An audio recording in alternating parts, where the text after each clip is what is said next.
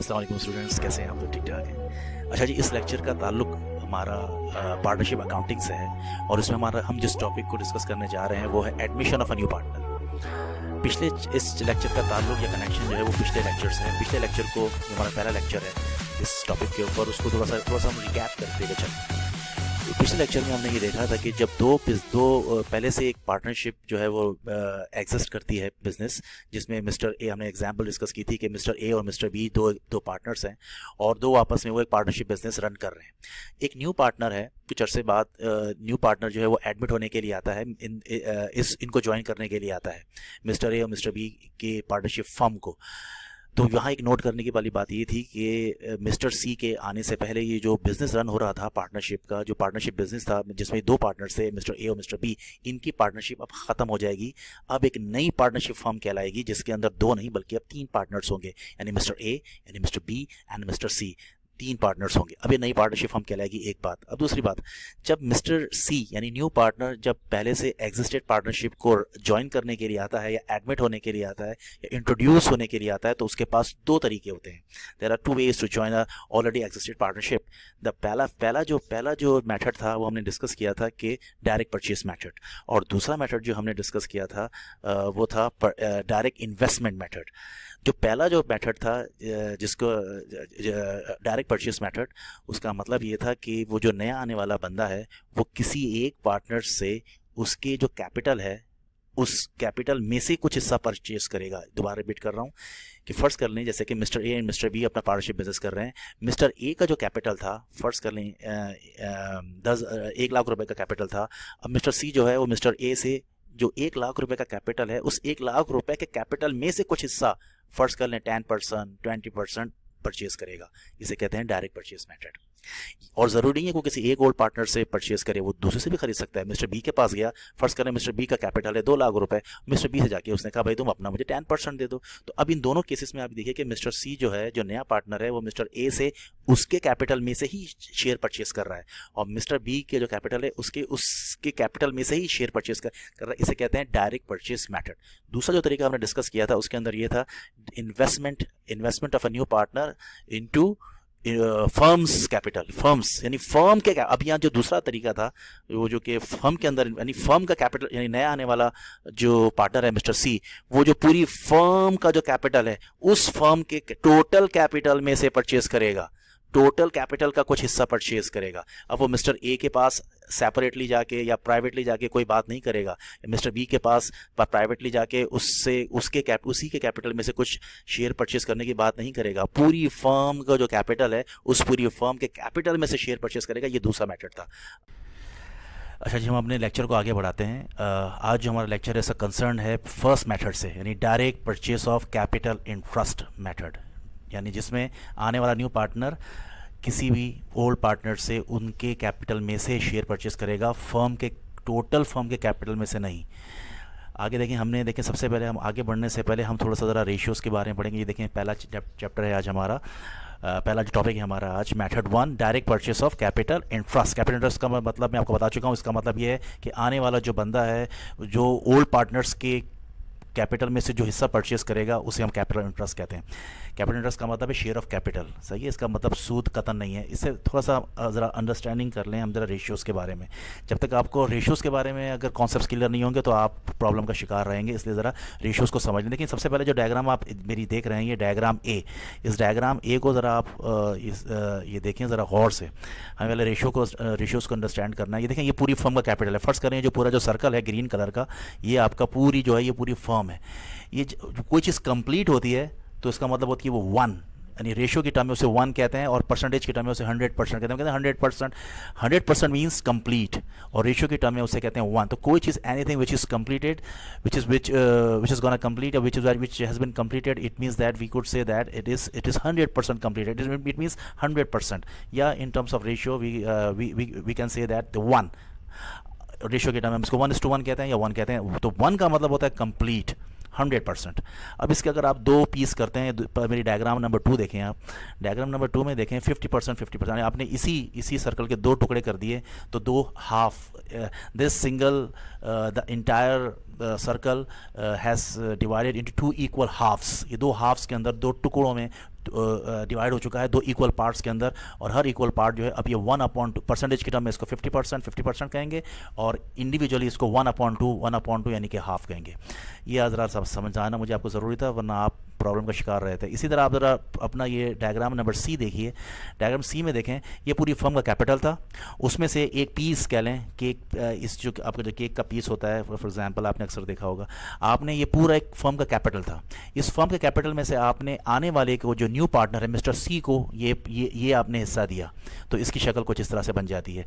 जो समझाने की बात है वो कुछ इस तरह है, वो मैं जो आपको समझाना चाह रहा हूँ वो ये समझें कि ये जो पार्ट जो आपको येलो कलर के अंदर नज़र आ रहा है, ये पार्ट है मिस्टर सी का जो न्यू पार्टनर है। इतना हिस्सा जो है वो न्यू पार्टनर जो है वो ये परचेस कर रहा है ओल्ड पार्टनर्स के, और किसी भी एक ओल्ड पार्टनर या एक से ज़्यादा ओल्ड पार्टनर्स के कैपिटल में से। तो वो जो ओल्ड पार्टनर का फर्स्ट कर लें मिस्टर ए से परचेस किया मिस्टर सी ने, तो मिस्टर ए का जो अब कैपिटल है उसमें से इतना हिस्सा मिस्टर सी ने परचेस कर लिया। अब बाकी ये जो शेयर है ये मिस्टर ए का उस फर्म के अंदर रहेगा। तो जब तक मिस्टर सी ने परचेस नहीं किया था तब तक ये पूरा कैपिटल मिस्टर ए का था। हम मिस्टर ए की बात करें, हमने मिसाल हमारी वही चल रही है कि मिस्टर ए और मिस्टर बी 2 पार्टनर्स हैं, ये बिजनेस कर रहे थे अपना पार्टनरशिप बिजनेस। अब मिस्टर सी जो है वो न्यू पार्टनर है, वो आता है और मिस्टर ए के पास गया और मिस्टर ए से कहा कि मुझे आपके कैपिटल में से थोड़ा सा हिस्सा चाहिए। तो वो जो थोड़ा सा हिस्सा चाहिए मिस्टर सी को, वो ये रहा, जो मैंने आपको येलो कलर में शो किया है इस येलो पोर्शन के अंदर। तो इसका मतलब मिस्टर ए ने ये जो पोर्शन था मिस्टर ए ने जो है ये अपना कैपिटल जो है मिस्टर सी को दे दिया।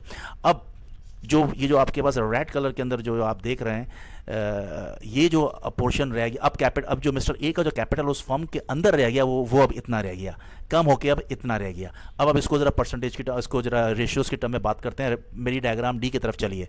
मेरी डायग्राम डी को आप ज़रा देखें, तो डायग्राम डी में आप देखें कि जो न्यू पार्टनर है, जब तक ये आया नहीं था तो इस मिस्टर ए का पूरा कैपिटल 1 था। 1 का मतलब पूरा 100% उस मिस्टर ए का कैपिटल था उस फर्म के अंदर। लेकिन अब ऐसी बात नहीं है। अब आने वाला मिस्टर सी कहता है मुझे मिस्टर ए के कैपिटल में से 1/6 चाहिए, यानी कि उसने डायरेक्टली प्राइवेटली मिस्टर ए से बात की और मिस्टर ए से कहा कि मुझे आप अपने कैपिटल का 1/6 यानी 1/6 शेयर दे दीजिए। तो मिस्टर ए एग्री हो गए। मिस्टर ए ने कहा ओके मैं आपको 1/6 शेयर देता हूं। तो मिस्टर सी को मिस्टर ए ने अपने कैपिटल में से 1/6 यानी कि 1/6 या 1/6 पार्ट दे दिया। अब मिस्टर ए का कैपिटल 1/6 से कम होके अब कितना रह गया, 5/6 या 5/6 रह गया। अब ये इतना शेयर रह गया 1/6। अगर आप परसेंटेज की टर्म में बात करें तो ये अप्रॉक्सीमेटली 17% जो है बनता है। तो सॉरी, मिस्टर सी ने कहा मिस्टर ए से कि आप मुझे 17% अपने शेयर का मुझे दे दीजिए, जो कि 1/6 बनता है रेशियो की टर्म में। और अब जब मिस्टर ए ने अपने कैपिटल में से 100% कैपिटल में से 17% मिस्टर सी को बेच दिया या दे दिया, तो अब मिस्टर ए का जो कैपिटल, अपना खुद का कैपिटल उस फर्म में सिर्फ रह गया 83, अप्रॉक्सीमेटली 5/6 इक्वल्स टू 83% अप्रॉक्सीमेटली। तो 83% अब रह गया। अब 83% जो है वो अब मिस्टर ए का, पहले जब तक उसने मिस्टर सी को सेल नहीं किया था तब तक उसका 100% कैपिटल था। जब उसने मिस्टर सी को कैपिटल दे दिया अपना 1/6 यानी कि 17%, तो अब मिस्टर ए का इस फर्म के अंदर कैपिटल रह गया 83%। ये था रेशियोज़ की टर्म में। हम आगे चलें, थोड़ा सा आगे बढ़ाते हैं अपने सवाल को। अब उम्मीद है कि आप ये रेशियोज़ को अच्छी तरीके से समझ चुके होंगे। इसी तरह ये मेरी अगली डायग्राम भी देख लीजिए ताकि थोड़ा सा और आपका ये कॉन्सेप्ट क्लियर हो जाए कि जब आप किसी चीज़ के टुकड़े करते हैं, टुकड़े करने से पहले वो चीज़ पूरी 100% होती है, यानी कि 1 होती है।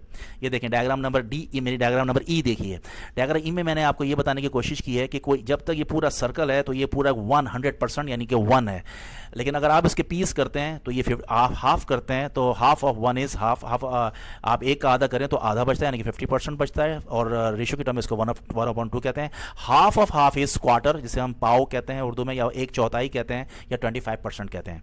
तो ये देखें आप 25% और 50% मेक्स 100%, या 1/4 2 quarters and plus half makes 1 exactly 1। तो ये मैंने आपको बताने की कोशिश की है कि आप एक चीज़ के जितने टुकड़े करें, जब उन टुकड़ों को मिलाएंगे तो एग्जैक्टली 100% या दोबारा वो 1 हो जाएगा। सवाल की तरफ चलें, हम समझने के लिए अपने सवाल को ज़रा देखें। इस क्वेश्चन में देखें आपसे कहा गया है कि mister A and mister B are partners in a firm. Mr एक फर्म है जिसके अंदर मिस्टर ए और मिस्टर बी बिजनेस कर रहे हैं। Their capital balances are ₹1 lakh and ₹1,50,000 respectively. उस फर्म के अंदर मिस्टर ए और मिस्टर बी का कैपिटल, मिस्टर ए का कैपिटल 1 लाख है और मिस्टर बी का कैपिटल 1,50,000 रिस्पेक्टिवली का मतलब होता है बिल तरतीब, पहली अमाउंट पहले वाले की, दूसरी अमाउंट दूसरे वाले की। They decided to admit a new partner on January 2020 को जनवरी की पहली तारीख को वो एक नए, उन्होंने ये फैसला किया कि हम एक नए पार्टनर को एडमिट करते हैं। उस नए पार्टनर का नाम है Mr C. Mr C purchase 1/5 capital interest from Mr A. Mr A के पास गया और मिस्टर सी ने कहा कि मुझे तुम्हारे कैपिटल में से मुझे 1/5 हिस्सा चाहिए। मैं आपको डायग्रामेटिकली समझा चुका हूं ऊपर अभी। Bye paying cash ₹35,000 mister C ने मिस्टर ए को कहा तुम मुझे 1/5 अपना शेयर दे दो और मुझसे आप ले लो 35,000 रुपए। And 40% capital interest from Mr B by paying cash ₹40,000। और मिस्टर बी से कहा कि तुम मुझे अपने कैपिटल में से 40% दे दो और मैं तुम्हें 40,000 देता हूं। इस तरह उसने ये पेमेंट की और उनसे कैपिटल परचेज के लिए। दोबारा अब कहानी को समझ लें कि दो पार्टनर्स हैं, मिस्टर ए है और मिस्टर बी है। अब नया पार्टनर है मिस्टर सी। मिस्टर ए का कैपिटल है 1 लाख और मिस्टर बी का कैपिटल है 1,50,000। मिस्टर सी नया पार्टनर जो आता है वो कहता है वो पहले गया मिस्टर ए के पास गया और मिस्टर ए से कहा कि मुझे तुम्हारे कैपिटल में से 1/5 चाहिए और मुझे तुम अपना 1/5 दे दो और मैं तुम्हें 35,000 रुपीज पे करता हूं। फिर वो गया मिस्टर बी के पास इंडिविजुअली प्राइवेटली और मिस्टर बी से कहा कि तुम मुझे अपने कैपिटल में से 40% दे दो और मैं तुम्हें देता हूं 40,000 रुपए। अब इसमें गौर तलब बात एक और आप कर लें कि ये देखें यहाँ मिस्टर ए और मिस्टर बी से अलग अलग परचेस कर रहा है, तो ये सवाल इशारा करता है कि ये direct purchase of capital interest method है। ये सवाल अगर आपने गलत पहचाना तो आप उसको गलत सॉल्व करेंगे, तो सवाल पहचानने का तरीका समझ लें। यहाँ जो इंडिविजुअली बताया गया है, इस तरह अगर पेपर में आपको सवाल में बताया जाएगा कि मिस्टर ए से आने वाला इतना परचेस कर रहा है, मिस्टर बी से आने वाला इतना परचेस कर रहे हैं, तो समझ जाएं आप कि ये direct purchase of capital interest method है। यहाँ इंडिविजुअली जाके वो नया पार्टनर जो है वो ओल्ड पार्टनर से उनके कैपिटल में से ही परचेसिंग कर रहा है। पूरी फर्म के कैपिटल को परचेस में से हिस्सा परचेस नहीं कर रहा। दूसरी जो इंपॉर्टेंट बात जो मैं आपको बताने वाली वो ये है कि इस डायरेक्ट परचेस मेथड के अंदर जो नया आने वाला जो पेमेंट करता है, जैसे कि मिस्टर सी ने मिस्टर ए से कहा कि मैं तुम्हें 35,000 दूंगा, तुम मुझे अपना 1/5 कैपिटल दे दो। फिर मिस्टर बी से कहा कि तुम मुझे अपना 40% दो, मैं तुम्हें 40,000 रुपये दूंगा। ये जो 35,000 रुपीज़ नए आने वाले ने मिस्टर ए को दिए और ये जो नए आने वाले ने मिस्टर सी ने मिस्टर बी को जो 40,000 दिए, इसका फर्म के कैश से कोई ताल्लुक नहीं है। फर्म के कैपिटल पे कोई भी असर नहीं पड़ेगा। These payments to Mr A and mister B by Mr C does not lay any impact upon the cash of the partnership firm। इसका मतलब ये आप यूं कह सकते हैं these amounts directly go into the pocket of the partners। Mister C ने जो 35,000 रुपए पे किए मिस्टर ए को, ये डायरेक्टली मिस्टर ए के पॉकेट में जाएंगे। फर्म में इसका कोई ताल्लुक नहीं है, फर्म में ये नहीं आएंगे, फर्म से इसका कोई लेना देना नहीं है। इसी तरह मिस्टर सी ने मिस्टर बी को जो पेमेंट की 40,000 रुपए की, इससे कोई ताल्लुक नहीं है, ये डायरेक्ट मिस्टर बी के पॉकेट में गए। पार्टनरशिप फर्म के अंदर इसका कोई ताल्लुक नहीं है। ये बहुत इंपॉर्टेंट पॉइंट है, इसको समझ लें, ये आपको काम आएगा।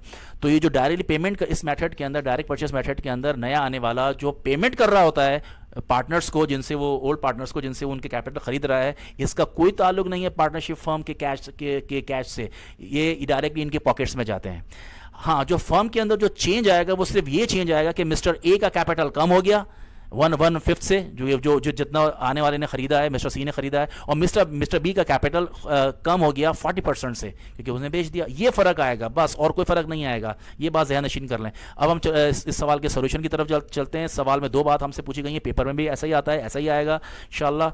रिक्वायर्ड ये है इसका, जो record the admission of Mr C in journal के अंदर इसकी आपने एंट्री बनानी है कि मिस्टर सी कैसा आया, लेकिन हमें पहले कंप्यूटेशन करनी पड़ेगी। रिक्वायर्ड बी है इसका, prepare a new revise balance sheet, नई बैलेंस शीट बनाए after the admission of a new partner. Solution की तरफ चलें। सॉल्यूशन में आप देखें, सॉल्यूशन का तरीकेकार देख लें। बगैर कंप्यूटेशन के एंट्री कोई चीज़ एक्सेप्टेबल नहीं है, तो पहले कंप्यूटेशन आपने शो करनी है। तरीकेकार प्रेजेंटेशन देख लें, प्रेजेंटेशन के मार्क्स हैं। सॉल्यूशन में देखें आप, computation for purchase of capital interest, capital of Mr ए, सवाल में हमने आपको बता दिया, सवाल में ए का कैपिटल दिया हुआ 1 lakh. Mister C purchase rupees, mister C ने जो परचेज किया मिस्टर ए का 1 लाख का 1/5 परचेज किया, तो 1 लाख का 1/5 आप निकालें तो 1 से मल्टीप्लाई करें, 1 लाख को 5 से डिवाइड करें तो आपके पास आ जाएगा 20,000 सॉरी। तो 20,000 का कैपिटल परचेज कर लिया। Out of 1 lakh of capital of Mr A, Mr C has purchase ₹20 of capital interest by paying directly to Mr. A. And this directly payment will not come into the cash of the firm. Likewise, the capital of Mr. B equals to 1,50,000. Mr. B का capital है 1,50,000. इस 1,50,000 का 40% mister C ने purchase कर लिया 40%, तो 1,50,000 का 40% निकाल लें. परसेंटेज साइन को रिमूव करने के लिए आप इसको 100 से डिवाइड करेंगे, तो 1,50,000 का 40 से मल्टीप्लाई करें, 100 से डिवाइड करें, यू विल बी गेटिंग ₹60,000. इसका मतलब out of 1,50,000 of mister C's capital, mister B's capital, mister C has purchase 60,000 of capital interest. Mister C ने 60,000 रुपए का कैपिटल परचेज कर लिया. अब मिस्टर ए के कैपिटल में से 20,000 रुपए कम हो गए और मिस्टर बी के कैपिटल में से 50-60,000 रुपए कम हो गए. एंट्री देख लें जर्नल के अंदर आप एंट्री पास करेंगे, नेम ऑफ द बिजनेस. अब देखें आपने बिजनेस पे आप गौर करें तो ए, बी एंड सी पार्टनरशिप, नई फर्म जिसमें 2 नहीं बल्कि 3 पार्टनर्स हैं. जर्नल की हेडिंग डाली, फिर आपने देखें डेट डालना है आपने, यहाँ एक नंबर है, हर चीज़ का डेट गलत डाली, नंबर पेनलाइज होंगे. डेट नहीं डाली आपके मार्क्स पेनलाइज होंगे. तो ये 2020 Jan 1 प्रेजेंटेशन देखें आपने, ईयर मंथ कैसे लिखा जाता है, फिर डे कहां लिखा जाता है. अब आप गौर करें कि दोनों के capital according to rules of debit and credit, capital decreases goes to debit. जब कैपिटल कम होता है तो हम उसे डेबिट करते हैं. तो 2 बंदों के कैपिटल कम हो गए, मिस्टर ए का कैपिटल भी कम हो गया और मिस्टर बी का कैपिटल भी कम हो गया. मिस्टर ए का कैपिटल 20,000 से कम हो गया, मिस्टर बी का कैपिटल 60,000 से कम हो गया. तो मिस्टर ए के कैपिटल को हमने डेबिट कर दिया 20,000 से, मिस्टर बी के कैपिटल को हमने डेबिट कर दिया 60,000 से. और इन दोनों के कैपिटल को किसने ले लिया? मिस्टर सी ने ले लिया. मिस्टर सी का कैपिटल बढ़ गया, इन दोनों के प्लस कर लें, 80,000 रुपए से कैपिटल बढ़ता है तो क्रेडिट में रिकॉर्ड होता है. Capital increases goes to credit. That's why I have credited Mr C's capital ₹30,000.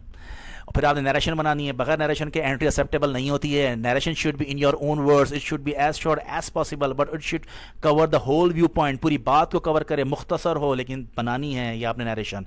To record admission of Mr C purchasing 1/5 capital interest from Mr A and 40% from Mr B.